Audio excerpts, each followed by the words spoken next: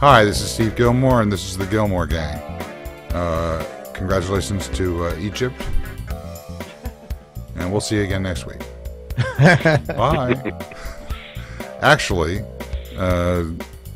we're joined by, starting on my left, no pun intended, is John Taschek. Welcome, John.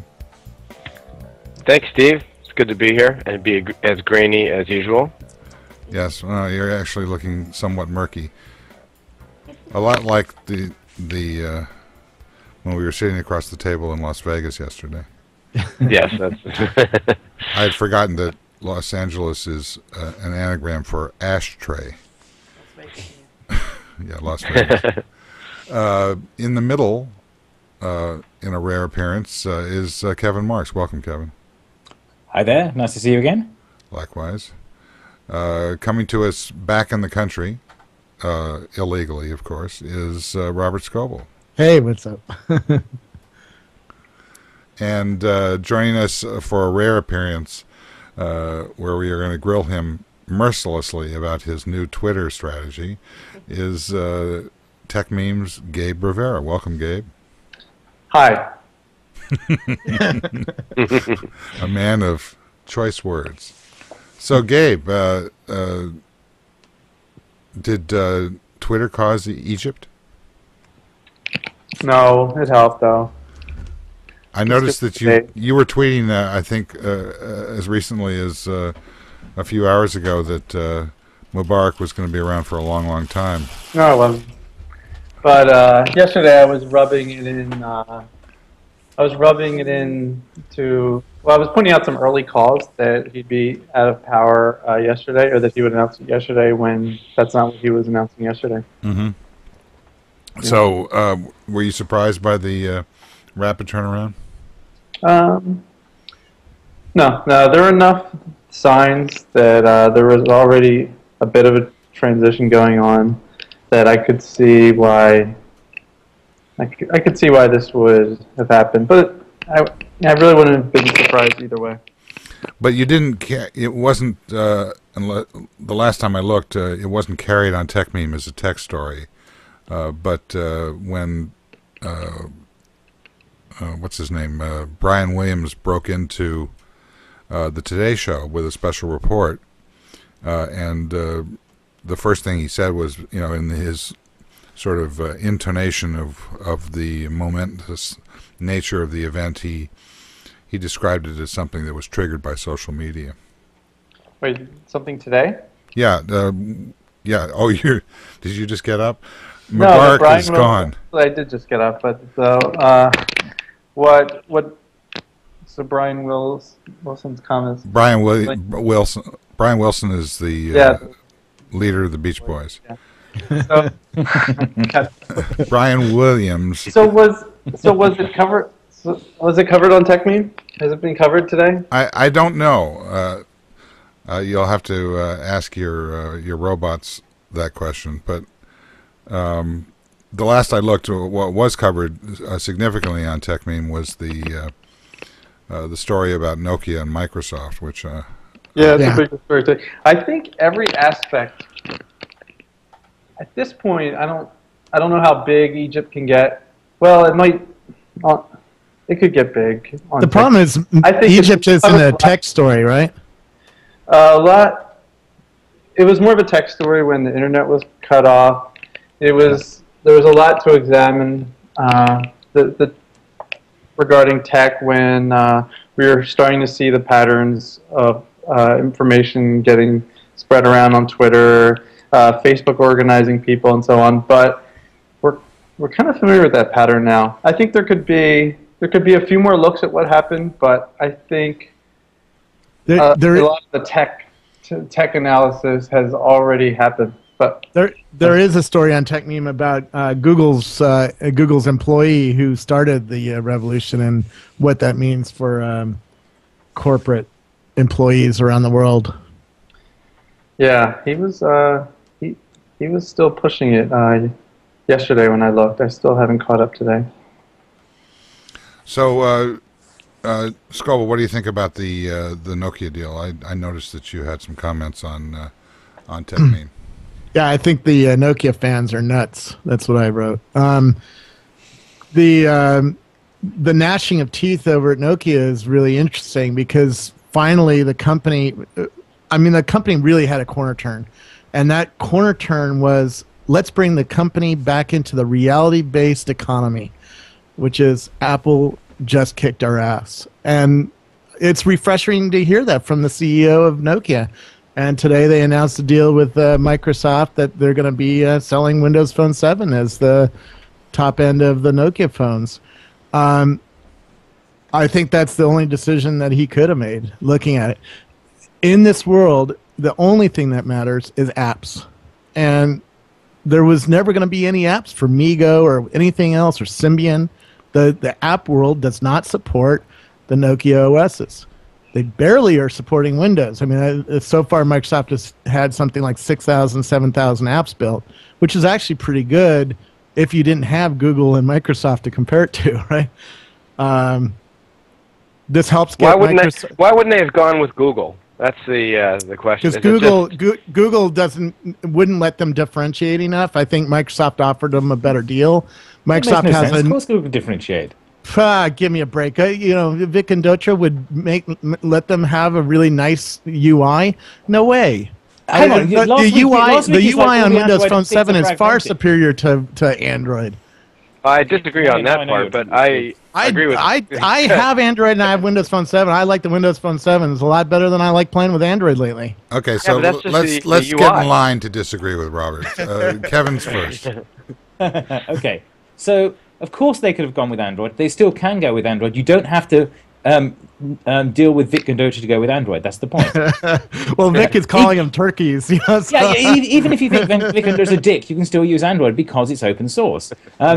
What? Somebody already ported Android to Migo, right? There's the Alien Dalvik that runs Android apps on Migo. The third party has done this. If Nokia doesn't have a skunkworks somewhere making sure that they can get the Android up and running on that as well, then they are crazy. Yeah, I can see the advantages of going with Microsoft, and especially because the chief exec was from there. I can see some of the picture from that. But if they're not doing Android 2 as a backup plan, then they really are stupid. Well, the chief exec was previously at Adobe, so before he went to Microsoft. So I'm not sure what that tells us about musical CEO chairs, but so there are a lot of losers in this race, and. I'll tell you who's a loser right now is the shareholder, where I think didn't Nokia's stock plunge 14 or 15% in the U.S. markets, and maybe even more in the Finnish markets. I mean, they're not happy at all with this, and that's a real loss. If you're in Europe right now, you realize that the ass kicking is complete at this point by the Silicon Valley companies. Apple and Google are the two players. And everybody else is chasing those two players. Robert, just to go on a tangent here, with all the Verizon people, the 50% or whatever that say they're going to jump from Android to Apple, once I guess it's for sale now, but are lining up, is that going to impact the success of Android at all, or are they going to leapfrog each other, or is it just give complete first of all, I don't believe them. We'll see. I mean, there's a lot that goes into buying a phone now, and Android and iPhone are. I like iPhone better. I like the apps better. I like the way it feels better. I like the hardware better, but Android's caught up, and a lot of those guys are going to wait to see what happens this summer. You got to be kidding me. In a lot of ways, Android's caught up. Yeah. It's no use talking to you, Steve. I mean, you're like a complete fanboy. At least Scoble. You look at maps on Android, it's way ahead of iPhone. Okay, you look at Google Voice, I like it better. After that, I like Apple better. I'm an Apple fanboy. I mean, if you got me drunk, I'd let me. iMac and my iPhone. I'm firmly in that camp. There are a lot of things you'd say if we got you drunk, Robert. Gabe, are you? What device do you use for your? I'm using iPhones. I got a Verizon iPhone this week. And are you happy with it? Yeah. Have Yeah, you have you been held back by not being able to use the internet while you call? No, I don't know the last time I've done that. Really? Yeah. What I really like is that it becomes a hotspot. It can turn into a Wi-Fi hotspot. So I used to have 2 devices, and now I'm down to 1 with this. Nice. So basically, you can use it for those down-level machines like laptops. Yeah. Excellent. Yeah. I think that portends, I think, a lot for what's going to happen with iOS moving across. I mean, there was an interesting comparison made. WebOS, which is by who, Kevin? By Palm originally, Oh, now yeah. by HP. Right. They announced, I believe. Were you at that event, Robert? Yeah, I was there. Okay, so did they announce something about injecting WebOS into their hardware? Like That was dinosaurware. well. That first of all, they're the number one PC manufacturer, so they're Microsoft's number one company, right? Yeah, that's why I didn't notice that in the story that I read. I mean, Techmeme today was just rocking. I was able to find out that true. nothing was going on in under 4 minutes. Scoble connection was lost. Just vanished. So we'll have to wait for his reply. Not that we don't know what it is. But the commentary about this WebOS thing seemed to be devoid of any mention of the fact that Microsoft is their largest patron, and so goes Windows out the door if we're moving from wherever we used to be to a mobile front end to the rest of the environment. I mean, that seems like a pretty big deal, even if WebOS itself doesn't have any real impact. Well, I think what they're saying is they can build a web-only OS like Chrome using WebOS on a laptop, and that's perfectly plausible. I can see them doing that. Yeah. I don't know how many of those they'll sell. Just we don't know how many people are going to buy CR48s when they actually turn that into a product. But potentially there's. I doubt they'll be called CR48 when you can buy them. Yeah. I can put it past Google. Explosive. Yeah, So Steve, experimental I'm back. I device don't know. 0.103. Okay, Robert. So I thought it was surprising that, at least in the article that I read, there was absolutely no commentary about the fact that this might not be a good thing for Steve Ballmer. The HP deal. Yeah. I said on my blog that HP fired Microsoft, and that's absolutely not a good thing for Microsoft. They've and the HP guys were tiptoeing around it and saying, "Well, we're still partners with Microsoft, and we're still selling Windows, and we're da da da." But this is a strategic turn from being a Windows-only company to being independent of Microsoft and being able to drive their future, designs by themselves. Okay, I thought that was pretty impressive, actually. yeah, I don't think that it was read that way by Microsoft. I Well, think they've got enough clout, with their Office environment. I mean, how many new machines that HP kicks out have Windows on it? Yeah, but look what they showed off with the tablet. They showed off specifically opening up spreadsheets and documents and opening them up in OpenOffice on the tablet. So they've already ported the OpenOffice code into the WebOS environment. This is, a company. What Steve Jobs did for this industry is free us of Microsoft. By showing us By enslaving us to Apple. Yep. Yeah. Oh, by open sourcing WebKit. But he showed it. I don't run Microsoft Office anymore. He freed. So what are you he saying, freed Robert? us. Is Office is dead? Yeah. For the fifth time. All right. So I want to turn to Gabe Rivera to have him unpack his unannounced feature that he released this week. It would seem to imply that blog posts are dead as well, that we're going to go to micro comments as the as what Techmeme's all about. Is that an over reach or understanding of what you're doing? So first of all, if it's unannounced, it's almost like you're getting me to announce it. And I don't know if I want to do that, but it's so there are people who Twitter's a place where a lot of people discuss news, and Techmeme is one of the hubs around which they're discussing things. People will see something on Techmeme, and then they'll write about it on Twitter, and then other people will react to that, and sometimes it makes it back to Techmeme, sometimes not. Anyway, we want to incorporate some of this discussion in Techmeme, and a couple weeks ago we started adding tweets, and we announced that.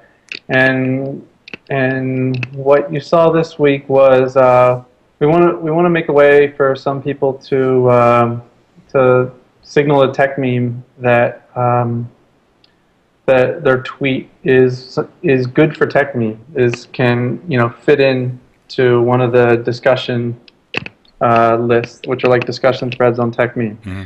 And so this is like tipping, basically. Yeah, actually, we announced that a few weeks ago. What I just did this week was I told some people that it would automatically work, like it wouldn't require any additional ranking magic or one of our editors to explicitly approve it. I just said, if you tweet this link, it'll show up. Because I think there are some people who consistently have good commentary, and we can trust them not to spam the site, or we can give it a shot to trust them not to spam the site. So you're basically then creating a conversation around a blog post for the most part. A little bit. Using Twitter. Yeah. I mean, we've been doing that before. This is just an incremental step to elicit a few more comments. And we're just starting. There are probably other aspects to the ranking we'll add in that won't involve bugging people. And this was just an incremental step to add a few more comments. So in general, where do you see this going? I mean, it's a fairly substantial step. I mean, maybe the first one seemed a little bit arbitrary because you as a Techmeme user, you click on a link and you expect to see a story, and instead you see this, blah. Yeah, and that's it. There's nothing more to read. There's a picture to see, and then you can click on their Twitter account, or maybe click on the link that's there. But yeah, it's a little bit of a different experience. So this next step seems to me to be sort of setting up a conversation, as I just said, but more sort of financing the gap, trying to intermediate in between these two models. Is that your goal, or how do you see Twitter being orchestrated around an aggregation site? I don't think I think it'll always be a little, like, it won't fit perfectly because Twitter is about the tweet stream. People are reacting to what's on their tweet stream. And people aren't thinking what's the exact wording I need to express this idea I have so that it'll fit in an appropriate way on Techmeme or some other news aggregation site. So I think it's hard to. It won't be easy to just get a lot of people on Twitter to structure what they're doing for Techmeme, but I think it's just like a good incremental step to get more of the commentary that does fit onto Techmeme onto Techmeme. Not asking you to reveal your secret sauce editorially. Actually, that is what I'm asking you, but I'm pretending to not ask that. By asking you how much of your editorial strategy is now designed around Twitter or Facebook aggregation rather than off of RSS or any other source? I don't know. First, there's you can. There are ways to split that you can divide it by where are we getting, where do we expect to get headlines and content that we can link to and quote, and where do we get signals that we use to rank other things. Mm-hmm. And the latter, I don't want to go into that, and I'm not even sure where we'll be in a few months. Mm-hmm. And the former, where are we going to get content? I'd like to get more. I'd like the number of tweets appearing on Techmeme to increase, but I don't think it'll ever be, overwhelming or dominating the site. Well, would you say that there's been a shift with the advent of, the real-time stream away from RSS in terms of your signals?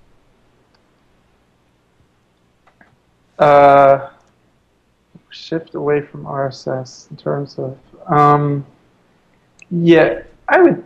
Well, out of blogging, there are a lot of the people who use blogs mostly for commentary and to react to news that was mostly happening elsewhere. Those blogs have largely gone away, which makes RSS readers less interesting.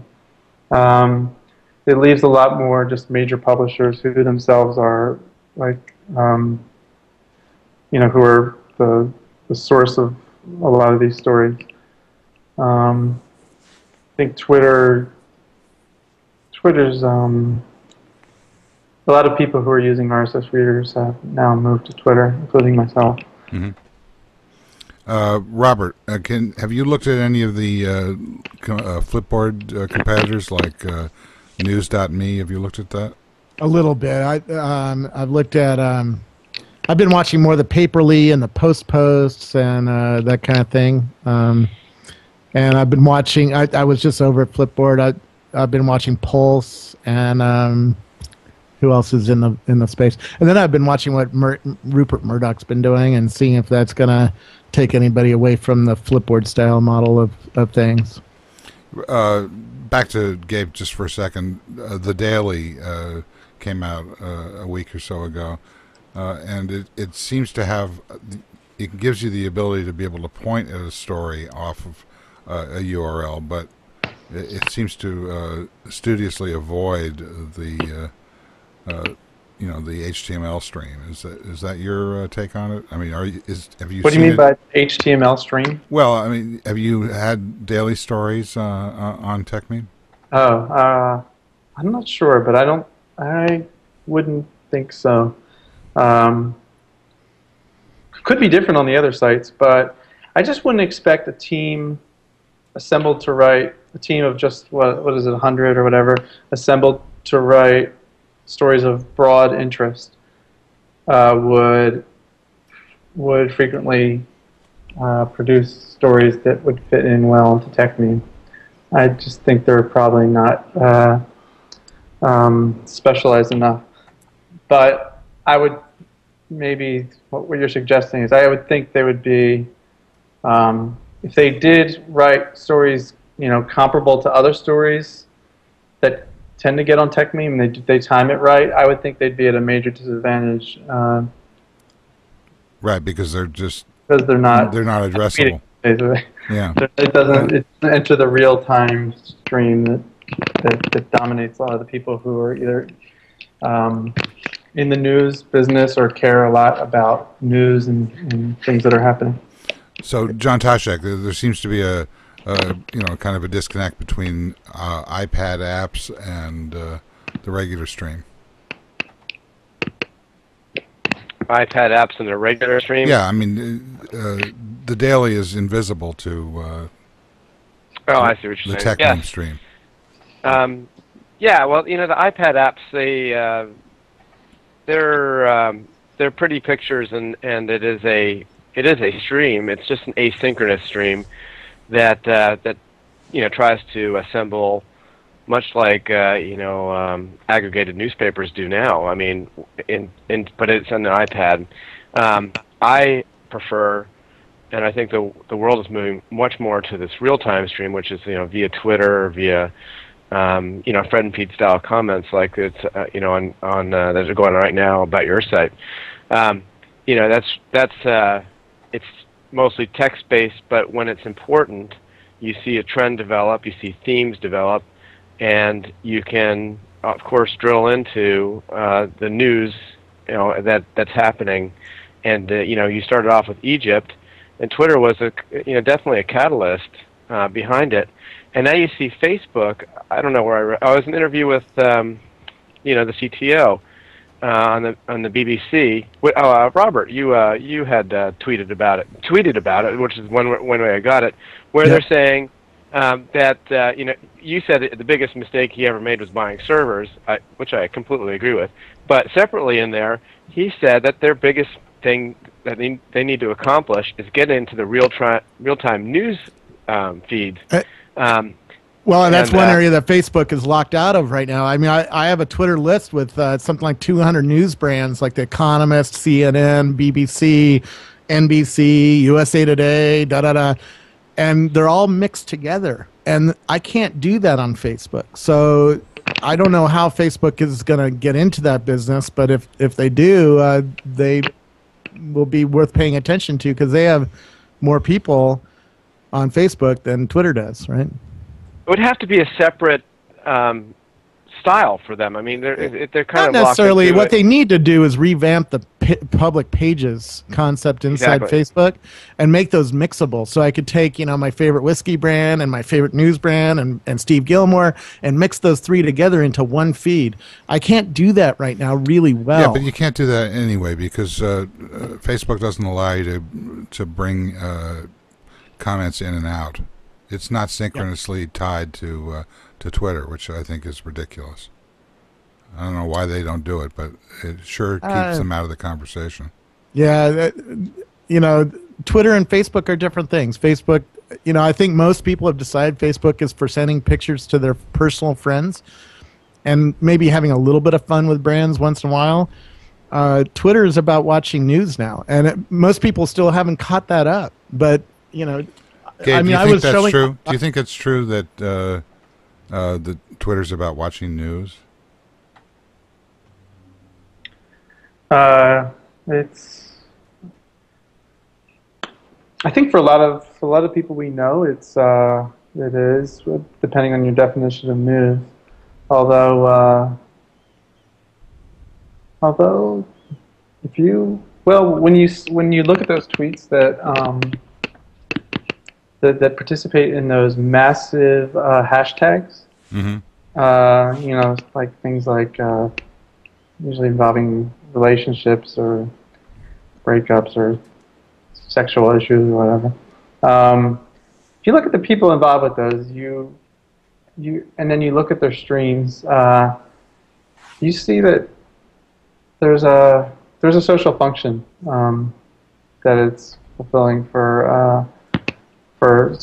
certainly for certain communities, but it's kind of hard to get a sense of what the numbers are. I think in the long run, it really feels like Facebook will figure out how to be the best platform for that. Maybe you could say Twitter is the best. Twitter is great for people who just want to scan everything, and Facebook's good for people who want a bit of a digest, want to walk away, come back, and see how it's organized, what's happened over the past hours. Yeah, I would agree with that. News.me has been interesting to me because it, although it's certainly not a real-time, or it's not particularly real-time, there are a number of stories in 20 or so items that are more for sort of contemplating or thinking, sort of a Saturday morning or Sunday morning type of a model. And it's hard to be able to justify that when you also are. I mean, they're essentially competing with the dailies and the New York Times and the Wall Street Journal. These weekend national newspaper kinds of things. But it seems like the TechCrunches and the I don't know who else would qualify as a competitor of TechCrunch. they seem to be going after instant news and very little after context. And I wonder whether or not context is going to prove to be as valuable in the consumer space as it is in the enterprise space. Would you agree with that, John? I would agree with that. Yes, Steve. I just want to cut to you occasionally because you're fading out. I know it's getting worse. I mean, it really is. We need to buy you a Logitech camera too, so you're not so damn blurry. This is a Logic. It's an Orbit. It's one of their. I don't know what's going on. They're slowing down the bandwidth. They're bandwidth pruning in your area. That could be. I can't wait to move to the new house. I'll have much better bandwidth. Yeah, it looks like you're in Egypt. Yeah, somebody on the feed just said it looks like I'm on the internet in 1990, and I have to agree. Time machine, that would be nice. All right, so I've tried unsuccessfully to try and merge Egypt with Twitter. So is there anything else that is interesting to you guys before we start to wind up? This week, HP and Nokia and Egypt. I think we've covered all three topics. All right, what about this Huffington Post acquisition? Gabe, I want to hear what you think about that, since it seems to be the merging of two sides of your world. Buying Arrington Abbas, huh? Yeah. So after it happened, there was the expected browsing about how crappy Huffington Post seems, or how much they how this is a validation of a model that's flawed, and I think some of the discussion that came out of that was interesting. I even found the time to participate a little, because I pointed out on Twitter a few days ago that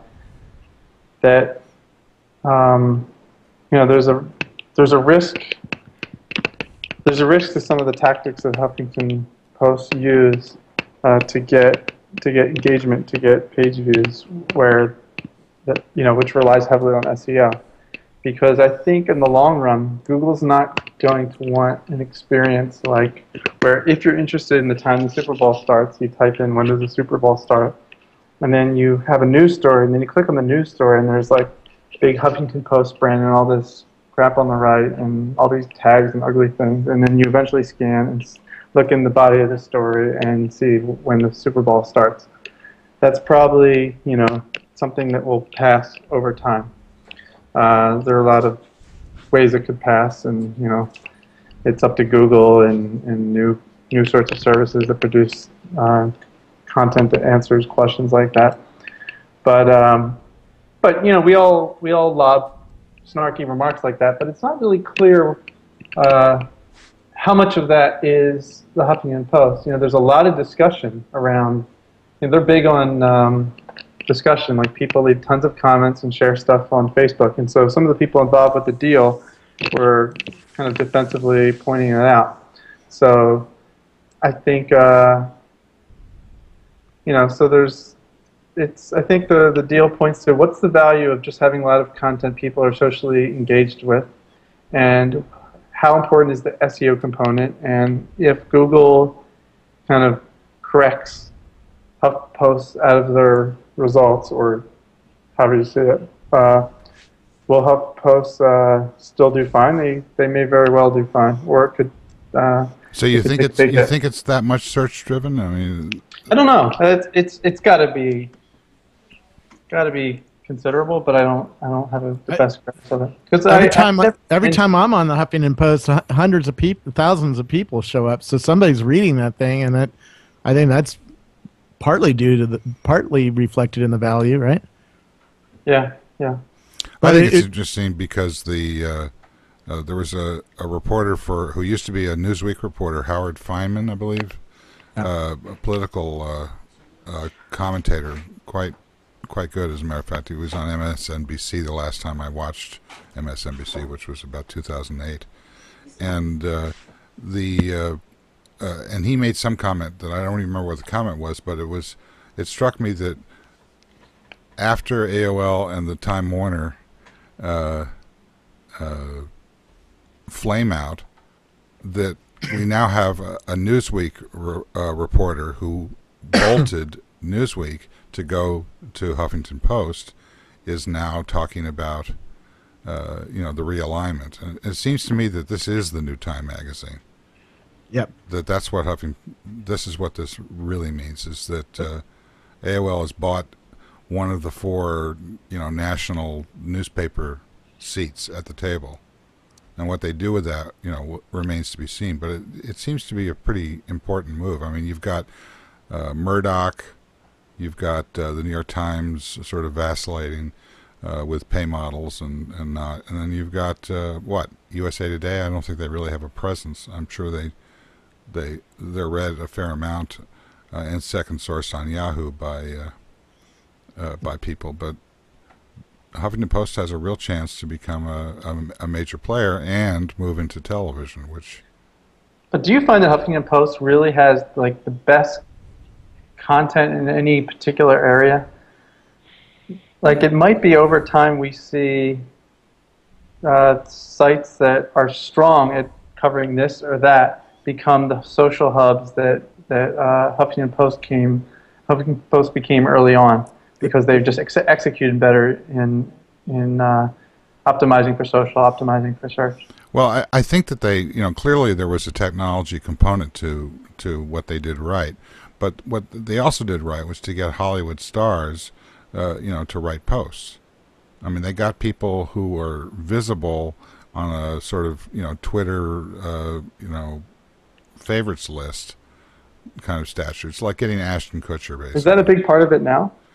I think it was what built their brand to the point where they could start paying people and bringing over some of these named journalists who are escaping the dying the Death Star. That's what I think. Now, whether that is going to continue, I would imagine that all you have to do is look at what happened with Apple, with the iPod morphing into the iPhone, morphing into the iPad. And to some extent, I think morphing it into Apple TV as well. You've got this sort of momentum building function that's not quite, a network. What's the word for, Kevin? What's the word for the leveraging network effects? It's not quite network effects. It's more like app effects, as many people are now pointing out. One of the things I thought was interesting this week was a couple of pieces. One was somebody did a report of what time people read things on different devices. I think we should read it. One of the read this later things. They showed the graph of when people push things into the system, when they pulled them out to read them, and they would clearly push them into the read later bucket on the Office PCs and then reading on the iPads in the evening. And the other thing that was interesting this week was readability. I don't know if you saw this. Readability is the browser plugin that you click, and it makes all that cruft around the edge of the story go away, so you can actually read it, which is great for Huffington Post and sites that are covered in nonsense. But isn't that? I mean, that's like pop-up blockers. I mean, right. Ad so blockers. That's what they did this week. That's for people who think that everything's for free. No, but let me finish. What they did was they've now see how I set did it up that? so that you pay them monthly, and they see which ones you actually click the readability button. At the end of the month, they send the money out of your payment. So they've said, okay, we'll pay sites, we'll pay you to take the ads away, and as you click the button to take the ads away, they're counting up you actually reading the whole thing. That's diabolical. It's brilliant. I use readability, and and I didn't know I was being mined, but now. Well, no, I mean this is like Readability Pro. You pay them for this. Okay. All right. I just use free readability. Yeah. But exactly. Yeah, it's good. Exactly. I did want to make a point about the AOL. If you divide up news into like 3 chunks, like there's the rumor, or the basics of the story, and Twitter is really all over that. And then the secondary part which is usually, it used to be the bigger part of news, or news is the secondary analysis, or the writing of the story, and then the third part would maybe be a longer thing like a book. AOL, with these acquisitions, is betting that the Twitter stream is going to lead into more of this bigger bubble in the second part, which is the more of the analysis or the news, even if it's based on as Gabe had said before, Valleywag type stuff or hashtags. It can still lead to a secondary analysis. That's a big part, and they're definitely going to use their SEO and their Twitter and their grasp of social media to drive people there. Just like it's not the only one. There's going to be many of them doing that, but they're going to do it through just an amassment of entities. The Engadget, the TechCrunch, and everything else they acquire. Steve, I have one more thing to talk about. Well, go ahead. It's Google's new two-pass authentication for passwords. And this is pretty interesting. So I used to use just a single password on Google, and I could sign in on your computer, and I could sign in on my computer, and I could sign in on all my apps with one password. Now I'm using a system that requires me to use an authentication code, sort of like an RSA code, and it gives me a new code every 60 seconds or so.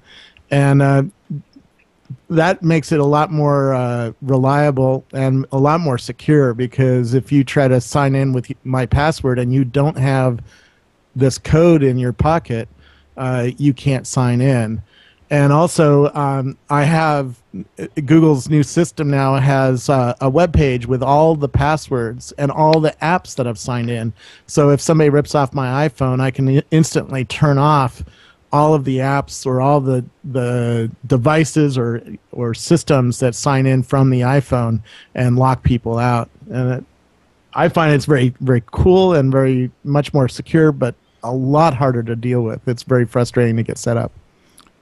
So what is the motivation to do it? You won't get hacked like Twitter did. You'll have real passwords with real codes that are going to be very hard for somebody to get into. And if something does go wrong, you can turn off the access to, like I can turn off the access to Apple's email system on my iPhone. And so I can go one by one and just turn off certain things if my iPhone or my Android phones get ripped off. Oh. Well, two-factor authentication is, a corporate standard in most companies. Yeah. But if it's on the device, one of the reasons that people like devices themselves is just the accessibility and the real-time nature of just picking it up and using it, and it could sway a lot of people. It kind of reminds me of once you get it set up, it works. I can get into I can go to a web page and go to any Google service, and it doesn't ask me for my password anymore. But setting it up and getting it to work took a bit of work and took a little bit of thinking, like what is this code for, and how, why do I have to set up a password just for this mail account? And but once you went through it, now I'm far more secure. If you ripped off my iPhone, you wouldn't get anything. Right. Sounds like a reasonable So thing. in other words, for the 30 people that are afraid of getting their website hacked. Well, more people should be afraid because, you don't care about your I'm not afraid because I don't say anything interesting, so there's no way that anybody's going to care. Well, if you work at a company and you want to keep your Salesforce chatter outside of the public domain. Chatter has got actual security as opposed to this user incentivized security model, which evidently is what Google's going for. Yeah. Do you guys have an RSA key for Salesforce that keeps you secure? We do. Yeah, but I lost it. So you just don't get online. I got it. No, that's why Benioff keeps asking me where you are.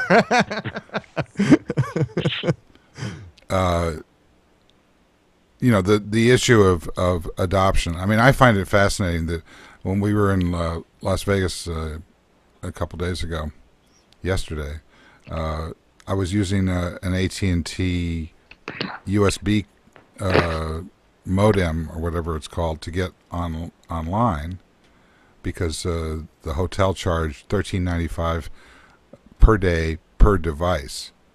Yeah. And I didn't really want to do that. So then I tried to set it up as a hotspot to Gabe's earlier point about the Verizon phone, which of course didn't work because evidently AT&T doesn't want me to share their limited bandwidth with more than one device. But the biggest problem was that I couldn't get onto our network. So it turns out, to the Salesforce network. So it turns out that the best way, and what I ended up doing for the entire time I was there, was I used my iPad. I almost no longer need, for a number of reasons, a PC or in this case a MacBook.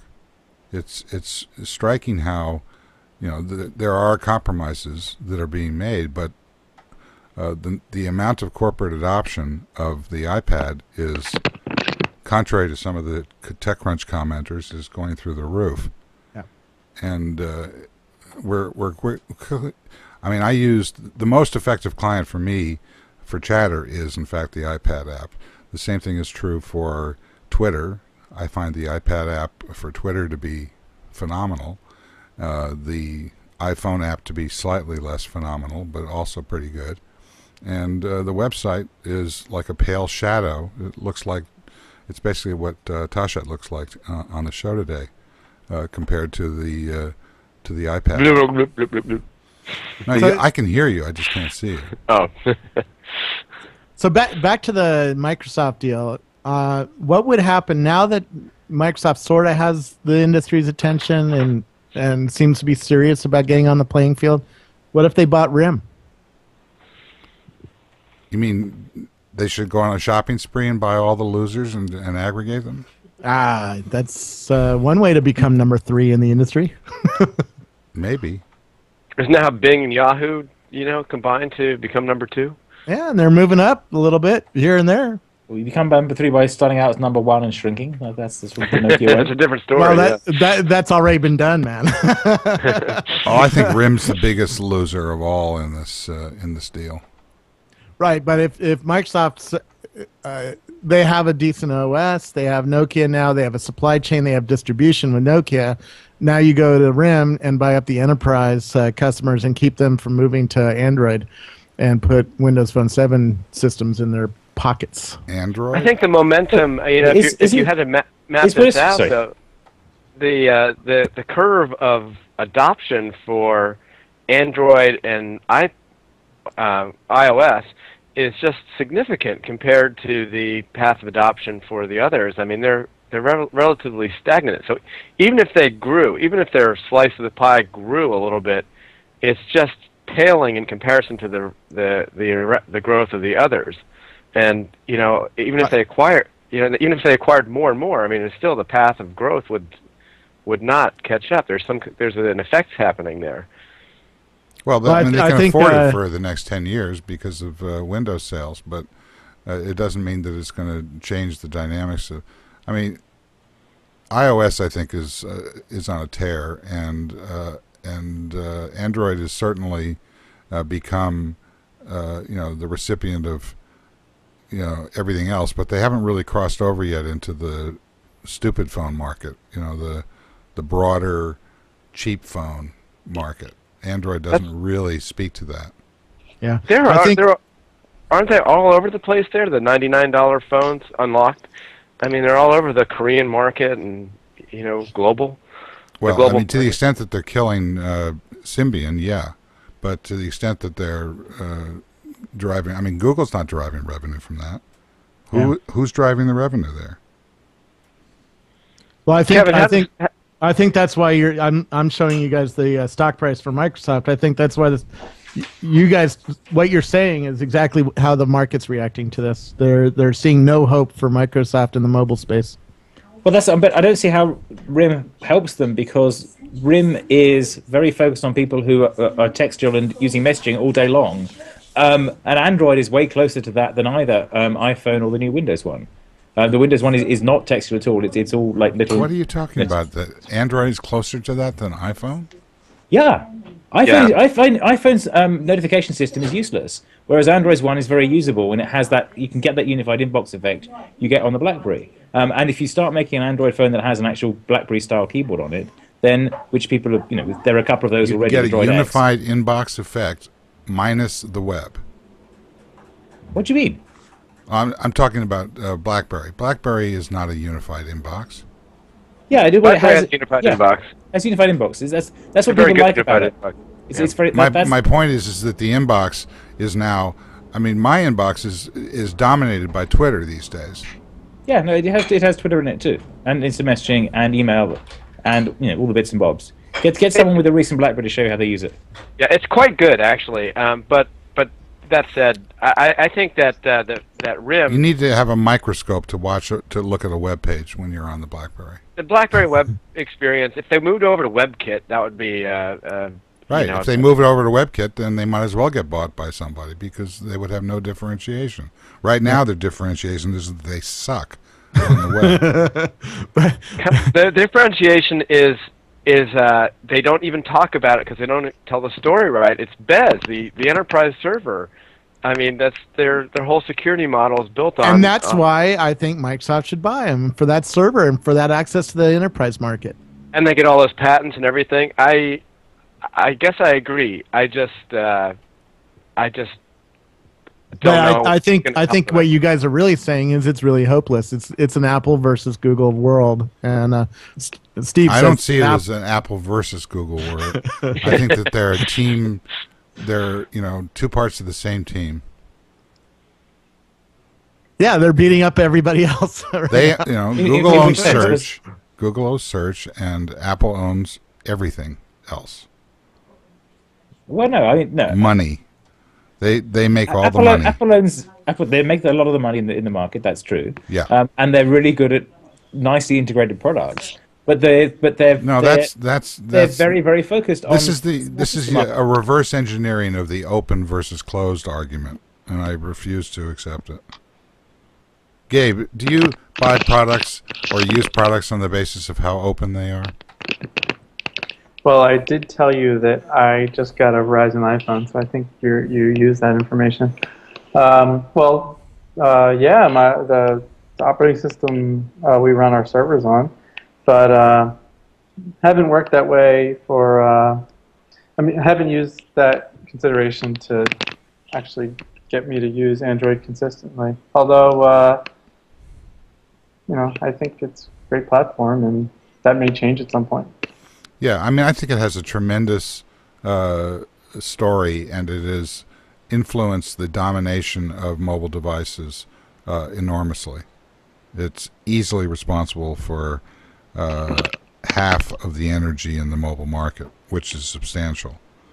But once you get to the second generation tablets, since the first generation tablets is over, was won by Apple 90-0. The second generation, I still think it's going to be 70-30 at best, because once you get down into the so-called quality of the operating system, then you get Scoble's argument, which is that Windows Mobile or 7 or whatever it's called, on the phone is just a much more powerful experience than Android. So Android starts to have to compete for fit and finish as soon as you get to the tablet generation 2, and that's where we are. So, I think that what Gabe is saying, whether he wants to underline it or not, is that something about the Android experience doesn't exactly generate passion for adopting it, as opposed to something that works really well, which allegedly has this closed component that so far has not had a lot of impact on users. Would anybody agree with that? No, well, I don't see that Android isn't getting adoption. That's the bit where that sort of argument falls down. And it may be getting adoption by default because it's what all the other phones are that aren't iPhones. But That would be one reason. And the other reason is that they haven't been available on multiple platforms. right. In this country, for In this example. country, but it's not just in this country that the adoption is going up, is it? It is going up worldwide, and people and a lot of it comes out of where you're comparing it to. If you're coming from, your Nokia phone that has Snake on it, and that's the only app you get. Android looks wonderful to people, and it's in that same price point now. So that's why Nokia is really in trouble here. And there are, if you go into the phone shop and you look at the phones, there's an iPhone in the corner, and then there's a whole wall of Android phones, and then there's a couple of Nokia ones and a couple of BlackBerry ones for the people who like that, and maybe a Microsoft one now, in a couple of places too. But it's that sort of balance has shifted from half the wall being Nokia to half the wall being Android, and even though they come from different manufacturers and they have some variety around them, there is this commonality between them, which means that you can understand that you can run the same apps as other people on them. Yeah, I think you said that Android is only available on one provider. Is that I mean, they're available on every provider as far as I know. T-Mobile, Sprint. U.S., yeah, they are. Yeah. That I know of. I didn't say that. I said that Apple is not available on every provider. Right. Yeah, they're going to do and it when by it does, experience. when they have two major vendors like they now do in the United States, the numbers are going to tip back. I mean, the Android experience is just is tied to the alleged advantages of. I've worked with you for a year now. I don't remember the last time you picked up an Android phone. I've got like 5 of them here, and I don't use them. Yeah, there's a reason. I don't like them. I'm the same way. I'm the same way as Steve, but most people in the world aren't. I mean, I'm not saying that they're bad. They're fantastic. When Nexus 1 came out, it was cool as hell that you could use maps, and Gmail experience was much better. But all these things are arbitrary on the part of their Google's strategy to go out and beat up on Apple for not being open. It's not a real distinction any more than it's a real distinction that you can't multitask with the iPhone. In fact, now you can, sort of. Yeah, I agree with that. Okay. I mean, so where I see the next big change that needs to happen, and where the pressure needs to be mounted, is on the iPhone and the iPad having tools which respect the push notification system, which take advantage of multitasking by saving state as you move between these apps. Right now, the people that get that right, and this is a question for you, Kevin, because I saw mentioned in some story within the last week or so. It must have been on Techmeme, because I don't do anything else except read Techmeme now. I used to never read Techmeme, but that's all I do. That's how you can use your iPad for everything. Oh, somebody else has dogs. Interesting. Was the notion that you couldn't start up an iPhone app, remotely or something like that? There's something that makes it difficult or impossible to be able to wake up an app, through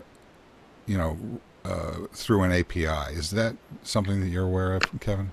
Well, the way the background apps on the iPhone have these 3 narrow use cases for what you can do in the background that Apple has spec'd out, which means you can't just send the messages in the background. Something Google added in 2.3, I think it might be 2.2, is a way for you to send a message from a server, and the app will be woken up and given that message on the Android. So you can do sort of remote push notifications. So I'm not sure if that answers my question, but in any case, if there was the ability, right now I use Chatter on the iPad. I use Chatter. I use Email, which is the Mac app, which isn't great, but it at least respects some of the state situation. If you're reading a piece of email and you and you go away to another app and then come back, it stays, it captures the state and returns it. Right. And then the Twitter app. Now, if I had the ability to be able to navigate between the Twitter, and then there's the New York Times, the Wall Street Journal, and a bunch of other sites that don't respect. I mean, the Wall Street Journal will take you back to the story that you're reading. The New York Times sometimes will. No, the Wall Street Journal will not respect it at all. It keeps going back to the first page on the iPad app. If we have the ability to be able to save state and be able to communicate across using some sort of inheritor of XML RPC to be able to talk between these apps through some sort of buffer or clipboard or whatever, that's going to really unleash what's going on here right now in terms of apps achieving this incredible momentum. Well, that's very much a part of Android. I mean, the way Android works is when you switch between apps. I know, but the problem with Android, they go back. The problem with Android is that when people talk about the Android, who are also iPhone people, the battery life is terrible on the iPhone, and it's even worse on the Android devices. It's getting better, though. It's getting better. But that's one of the things they've tackled in the recent iterations is efficiency. But there is the notion of being able to use services from another application. One of the problems with the iPhone apps is they all end up having their own web browser built in so that you can go to things. They don't actually send you over to the browser, and so you don't get all the browser tools that you have there, for example. On Android, the natural thing to do is I disagree with you there. I actually like the fact that there are individual browsers because the browser instances on the iPhone, the Safari instance, is basically one page, and then you push it away and then navigate to another of the 9 pages that are available on this is the iPad again. Yep. So it's nice when you've got the Twitter app, for example, which gives you a browser. It's a separate instance, so you can have that set up and then go to another one. So if they were to start to, just in general, I think if people would start to write and code to this model, they are going to see their apps becoming wildly popular. There's probably room for 10 apps that you use on a constant basis, and I think that's where, Techmeme is one of the pages that I'm constantly going to. TechCrunch is one of the pages that I constantly go to. There are not a lot of channels available when it really comes down. Somebody was saying the other day about how they wished, I think it was you, John, they longed for the return to 3 network channels and maybe a 4th one. There's something about that kind of usage of these devices that's going to become really important in the very near future as this shakes out. All right, I want to go around the table, starting with Gabe. Gabe, any thoughts of framing what you see is going on right now and what's important to you and what you're going to be doing next? No thoughts. All right, well then we'll just hold on you for some painful silence for a while.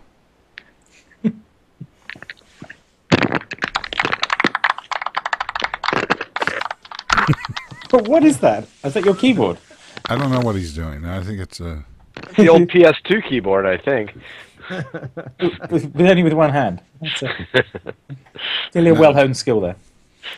To the chat room, it's not that I don't know how to shave. I don't want to shave. All right, Robert Scoble. Nokia fans are nuts. No, you said that on the web. What else? HP pulled another Palm. They showed us something cool, and they won't ship it on time. Apple's going to beat them to the punch. Yeah, I think. What the heck is that? That's Gabe. Somebody wants me to talk about Quora next week. Yeah, we're not talking about Quora. Disappeared into his keyboard. So I think I was puzzled by the Palm thing because they didn't actually ship anything. They don't. They can't. They just Osborne themselves. They just said this is a great thing coming in the future. Well, guess what? That means I won't buy a Palm thing now. I'll buy an Apple thing instead because I can actually buy those now. So I don't understand. Apple got away with doing that when they launched the iPhone and the iPad because they were new things and they didn't have their own products that were competing with them. So they could afford to say, "Wait for our thing, Apple fans. Don't buy the other person's one." I don't believe there are enough Palm fans and HP fans for that to be a sensible strategy. So I really don't understand why they announced that stuff this week when they didn't have anything physical to sell. I agree. John? I agree also. I think it's just the old way of marketing, and it's intersecting or being impacted by the real time where you have to have something to show, especially if you're not Apple. I think I lost my whole picture there for a second there. It's much better now, by the way. I'll emerge from the aquarium underground next week, I guess. But yeah, I mean, you brought up a lot of great topics today, and they're all good. I mean, it's definitely all these things that are happening. I mean, if you just take it to a higher level, it's the impact of mobile and how it's changing. Everything. Just like when 20 years ago there were about 195 different databases, and then they all kind of merged into 3. And we're going to see that happening, and there's going to be 195 different versions of Android, and it'll merge into 3. It just shows how people are going to be using these mobile devices, and how life will change. As far as from a news perspective and from a content creation perspective, I think this is a really exciting time. I mean, it was kind of boring there for a few years, and now it's back to exciting, and you can tell that I can't contain my enthusiasm. Well, I keep coming back to reminding myself about what people were saying a few years ago. I remember when collaboration during the Y2K run up.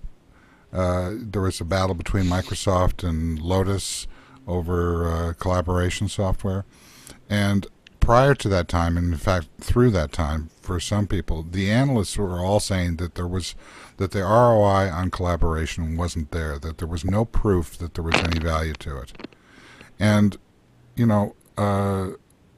we flash forward to 3 or 4 years ago when, Gabe is the one who actually told me to turn on Twitter. I had no idea why. For a year after that, I didn't use it. And I can remember distinctly, I'm sure everybody on this call can remember this, that Twitter has been berated as a nonsensical game, toy, who cares what you had for breakfast, et cetera, et cetera. And it just caused this revolution to occur. And there will be more revolutions of this type. And there are revolutions that are occurring as a result of this social media wave on devices. I do not think that the iPad, or the iPhone for that matter, would have had the legs that it had without real-time technologies to back them up. If all you have is a web page to go to, this is what RIM sold themselves down the river about. They figured they could duck the web revolution, because there wasn't anything that was really happening on there. You had to wait until 5:30 to watch the nightly news. That changed. FriendFeed changed that in terms of conversation. We still don't have anything better than this, but we will, and it's going to come soon. So when you put all these technologies together, you've got this ability for people to, essentially you've got Brian Williams emulating what any of us can do with a little bit of equipment. And so I think that we're somewhat blinded to the impact of what's going on right now. Even now, there are things that are staring us in the face that we don't quite recognize. And I continue to be stunned by that. We're sitting there. There's such an embarrassment of riches that we have with all these devices and companies trying to do these things.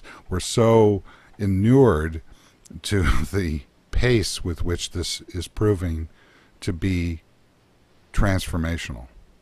So I want to what? Yeah, Kevin. Yeah, he just jumped in. He doesn't wait anymore. He says it anyway. Well, I want to thank Gabe for his rare appearance and your emphatic silence is, of course, one of the reasons that you have succeeded in destroying the competition. If there ever was any competition, you don't have it. And I just wish that you would have an iPad app for Techmeme. Techmeme.com. No, an iPad app, something where the push notification comes up. We'll think about it. Okay, excellent. I want to thank. Can you make the back button work on Android, please? The what? Can you make the back button work on Android, please? When I click on the disclose thing on a Techmeme, I then click the back button and Techmeme disappears because it just changed the content. But thanks for the vote. Got it. This is the only time he's going to ever do this show again for just that reason. Feature requests. That's all right. John Taschek, I want to thank you for your insight and particularly your kind malevolence under pressure. Thanks, Steve. And Robert Scoble, keeping on. Yeehaw. I want to thank Rackspace and particularly Rob Legest, without which this show would not be back. I want to thank NewTek and the TriCaster for making this into video. I want to thank Tina Chase for her production and direction.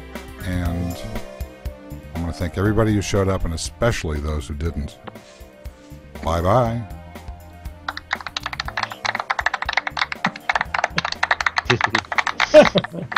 Is that a round of applause from Gabe?